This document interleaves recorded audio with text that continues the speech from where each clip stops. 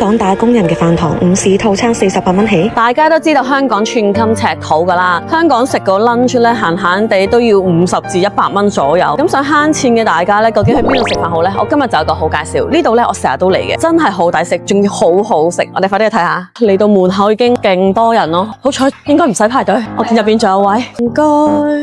一個 lunch 嚟講喺香港，仲要啲旺區嚟講，其實真係好抵。同埋我知道咧，佢嘅份量都唔少，一陣大家嚟就知啦。超多款，每一款咧都係40幾蚊啊，50幾蚊啊，仲要每一個餸咧，其實真係唔貴嘅，勁多款，你覺得幾蚊都可以有。有時我哋食個麵加餸都唔止呢個價錢，所以呢度真係好抵。最緊要係真係有得俾我揀啊嘛。跟住呢度必點嘅咧，一定係佢哋嘅例牌酸菜魚啊、無血旺啊、麻辣燙、晚市呢啲套餐都係60幾蚊，60幾蚊最貴都係70幾蚊，抵食都緊要，但係最緊要都咩啊？睇下好唔好食先。一個咧就係呢度嘅 lunch 套餐，咁呢個咧就係無血旺，佢呢個餐咧只需要63蚊咧就會配一碗飯嘅。咁當然啦，加嘢飲咧都係加5蚊嘅啫。我呢個咧就特飲嚟嘅，都係加8蚊嘅啫。雖然係套餐，但係你見到佢係超足料，我覺得同我哋平時晚市食嘅正價餐係差唔多。我中意食佢肉鴨血，呢個咧真係要配飯，佢呢個汁真係太好味。小炒牛肉飯，超多牛肉啊，好抵食，53蚊啫，好香。呢個牛肉真係好腍啊，唔知點解炒到。土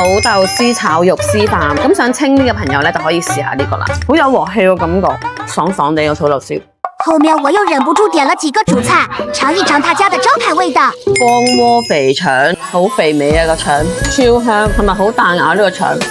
佢裏邊唔會話全部裏邊都係肥膏嘅話咧就太流。咁呢個啱啱好有少少嘅啫。我自選嘅麻辣燙，勁多料，嗰個麻辣嗰個香咧，好正宗，同我同內地食嘅係一模一樣。呢個招牌酸菜魚真係嚟呢度必食嘅，你睇大大塊嘅魚片，仲要呢個價錢我一定要講啦，只需要138，就算少少辣唔會好辣，真係太好味咯！酸菜魚又大塊又好滑。麻辣香鍋肉嘅話，仲有牛肉啦，仲有雞肉。呢個麻辣香鍋嘅味咧，真係太香太香。呢個真係又係餸就一流，蓮藕必點，蓮藕好夾好夾。呢個辣子雞啦，真係炒得比較乾身少少啦，佢食落去咧真係超香。